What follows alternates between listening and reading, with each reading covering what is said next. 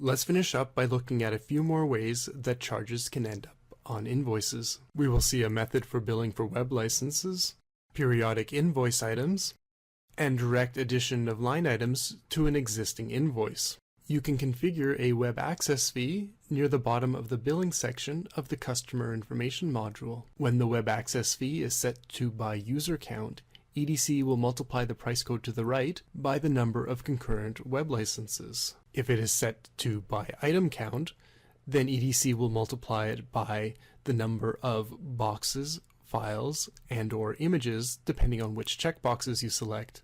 The rationale behind this is that a customer with more images will probably use a larger amount of your bandwidth. On the Accounting tab, the Periodic Invoice Items module allows you to add line items directly to an invoice.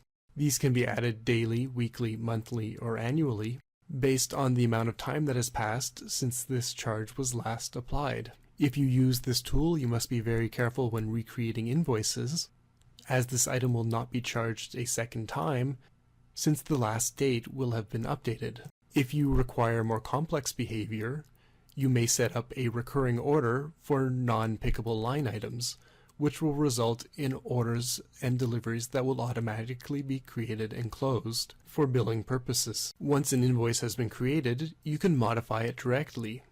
Go to the item menu and either add, edit, delete, or view items. In this example, I am adding an invoice credit. Note that the process of creating an invoice creates a snapshot, and that price codes will no longer reflect changes to general and customer pricing. Therefore, it is possible to directly modify the price of an item on an invoice. This concludes our tour of configuring pricing in EDC. I hope that you found this useful.